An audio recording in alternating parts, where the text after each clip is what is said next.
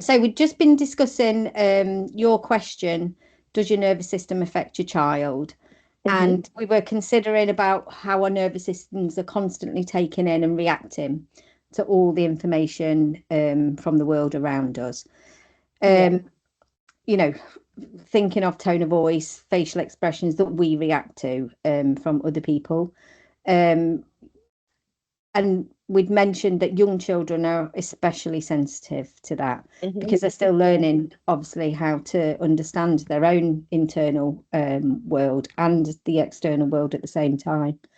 Um, Yeah. so we said it doesn't mean we need to stay calm all the time. And in fact, a parent experiencing different emotions and showing recovery from them, how to recover them back from them, is really important part of learning for a child. Like to watch how other people experience all these strange feelings and then make their way back from them because they're difficult, aren't difficult emotions we have as humans. Yeah. So to remember what seems to matter most, not being perfect, but the overall pattern of safety and connection and repair within your relationship, through time.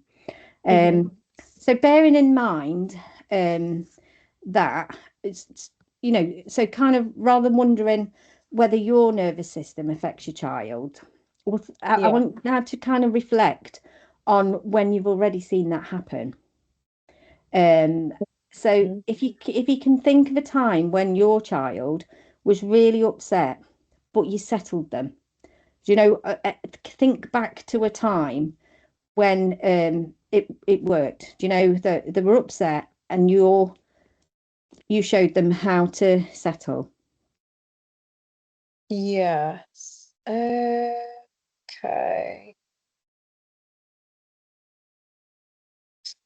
I can't remember a specific thing of why he was sad, but I can remember a few times where he's had a major, kind of like a major tantrum, completely lost control, Yeah, um, kicking around, like literally almost like an exorcism, spinning on the floor, rolling around, completely lost control.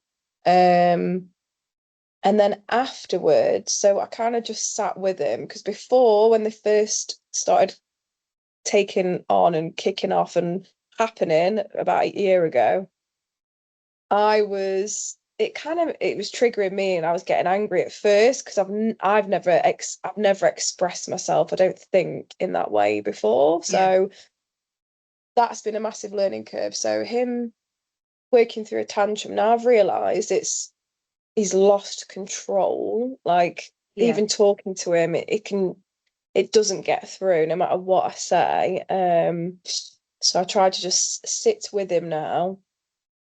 And once it's passed, um, he will come to me anyway. He'll come over to me. I'll still be in the room. He'll cuddle me. He'll look up at me, and then he will naturally just talk about it. And that's where I try to. Sometimes I say, let's take a breath," but that really annoys him at other times if I say that at the wrong point. yeah, So I think when he's completely lost it, we do take a breath, and he's quite happy to do that. But that's took me a whole year to think of how to implement that in. So yeah, sometimes we take a breath together. He's usually holding my hand, so it's connection. We've got some form of connection there. He's got his hand on me, or I'm cuddling him, or we're holding hands. We're looking into each other's eyes, and I will say something like, "It's okay. Do you want to cuddle?" I don't talk about it too much. I just kind of yeah, just tell him it's okay. If he wants to talk about the situation, we will. But yeah, it's all a bit of a blur. It's very hard to think of what I said specifically, but usually it's I try the breath thing. Sometimes he'll take it, accept it, sometimes he won't. And then yeah, it's usually a connection with hand or looking into each other's eyes. And I usually just say it's okay, and then we kind of go from there. yeah. So if you're thinking of that, what in that moment or in those particular situation tells you what's already working between you. You know, what kind of works there in that. So you were saying about holding his hand, just Yeah, letting, I think that one of the good things that you said is letting the feelings subside, because that's kind of natural. You can't yeah, hold on to anger or you yeah. know, any high energy. It has to dissipate, doesn't it, you know, at some point. And I think you said Mm, that you know, waiting for after that to happen, yeah. then you can begin to kind of let him know he connects. What do you think he notices about you at that point, if you put Um, yourself in his mind? I mean, it's weird because it can have some really massive, intense outbursts. So it's hard because it does trigger me, not in a sense of not always being angry, almost almost a fear, not a fear of he's going to hurt me or anything because he's a child, but more a fear of the emotion. I do feel quite like scared of such an outburst because I'm not really one to show it. So I have to do it for myself, really. I have to kind of just go, I don't use any words. The more words I use, it kind of ignites the fire, makes it a lot worse. I've tried to talk him through it. I've tried to do all the things like, but while he's in that moment, I know it doesn't work. So yeah, just I keep quiet. I wait for him. I just wait for him. I just go by. I take his lead Yeah, with it, really. He knows I'm there. I don't abandon him with it. I don't get angry. yeah, I try not to anyway. Because yeah, it's just took me a long time to understand that less is more. Don't do anything, but don't ignore him. I'm not going to sit there on my phone while he's having a tantrum. But yeah, yeah. So yeah, he's probably noticing that you're there waiting for when the big feeling goes. And that's kind of, it's a bit like holding space, isn't it? You know, when we yeah, think it's like holding space, and probably like you said, what you found really difficult is the observing a big emotion when you don't, you must have big emotions. Whether you show other people the big emotions is different aspect altogether. no, Um, I mask it very. I've hidden it for years. I just cannot explode. I just don't yeah, like myself. yeah.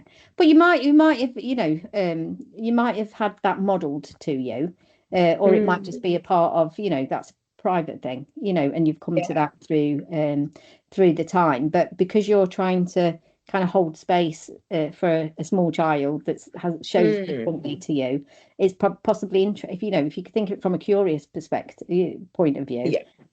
you can see what's working and what works. You know, you Mm, can you've probably, like you said, I've tried this, tried that, but actually, if you think about what works, is the holding yeah. space, it's Yeah, waiting. definitely. And then Um, definitely a connect afterwards. He always comes and gives me a cuddle or holds my hand or whatever. But I can't do that prematurely. If I try before he's ready, it it just doesn't work.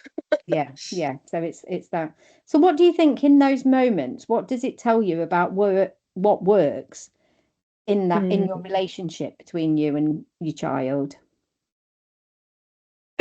I think with Noah, because he's quite strong-willed, it is following his lead, and it sounds really weird because obviously we're supposed to be like we govern or we are, you know, supposed to be the leaders or whatever. I feel like with him, I do have to take his lead with things, and it's almost like he knows what he needs sometimes, and Yeah, I don't in those moments. So, and he and then he'll come to me and say, "It was just because of this," and then he'll explain to me what it yeah. But is. that's attunement, isn't it? You know, you're becoming more attuned to what he needs, you know, Yeah, and that's what yeah, we'd really, you know, what we want as humans with other people, you know, is to get them to be mm, attuned to, if we are having big moments, you know, hold the mm, space for us until we're ready to yeah, maybe explain, because some, you know, like you were saying, when you're up here, you're not in the moment to explain what's going on. Only yeah, when you've gone down and you've realized they've not walked away, mm, they've not abandoned me, they're still there, even in yeah, my big moments of emotion, you know. And it might be something that he's teaching you. You know, you can have yeah, big moments and other people can still be there. They can yeah. I still, do. He's definitely yeah, I'm definitely going through an evolution of something and trying to figure out a cycle that I'm trapped in. And every time he goes through his tantrum and the cycle of it all, I'm then having to go, whoa, I've never Yeah. experienced this intensity before, but I've got to hold space. And it's really hard. And I think he knows that. I probably can feel it as well, but Yeah. we But do come you find together afterwards. the more successful that is, it becomes more of a go-to. This is what works for him. Instead of trying Yeah, to think, oh, listening to other, then that's you both being attuned to each other. It's not saying what this works yeah. with your friend's child or what works on the internet. Mm, In your situation, what works for you is you being attuned to his needs. And like you say, it's you're tuning into, I know what he knows what he needs. And maybe we did know what we need. And sometimes we mm. haven't had people there to hold space. And so we're confused. What do we need in this point? Yeah, because it's like I So can see it in other situations. Like sometimes if we're at the park or we're at a situation where it's not like I'm in a rush or I have to go at that moment. It's not like it's bedtime or dinner time or something like that. But I've kind of just decided I've had enough. So it's like, right, it's time to go now. And it's weird, like if I push through that and it's not a situation where I have to go at that straight away. If I just stick to that command, it goes it can go really badly. But sometimes he will say, no, I just want one more time at this. And I see that as, oh, it's defiance, or he's just trying to manipulate to get another thing. But I've just let him do that a few times where I've listened to him. He's had one more go on it and he's gone, that's it, mummy, I'm done. And I'm like, yeah, oh, I'm not stressed. He's not stressed. He's completed his cycle. It's almost like he has to complete that in his brain. And if I shortcut it, yeah, it's like he's annoyed beyond something it's because it's to do with what he's trying to work out in his head of his play. And if it's like interrupting it is massive for him. It's not yeah. just like, oh, we've done it at the park. It's like you've stopped it, but there's one more flow to go with this swing or something. Yeah. And you have got what's needed eventually. It may be just in the child's time, it takes 5 more minutes. And Exactly, yeah. sometimes, allowing that, being in tune and thinking, it's not him getting his own way, it's what he needs, and I think you've Yeah. said that quite a lot. I've noticed what he needs, and Yeah. that's a different thing to wanting something, Mm. recognizing that it's not him just going, I want, it's I just need this, mummy, just need this, and then I'm done. Yeah. Um, and actually it's if we think of some of the attributes that we would like our children to have, it is advocating for their own needs, Mm. in the future. It's quite a good thing if they're not allowed to say, well, could I just do this? Yeah. They're then you know, trying to just work within other people. And at 3, you know, just being able to do that, there is a big wide world out there, and there'll be lots of things you'll have to learn after 3. People, Mm. not everybody accommodates your needs, but we are in a world now where we are trying to get people's needs met and adjustments met, and Yeah. how to Yeah. make people feel safe and secure and stuff. So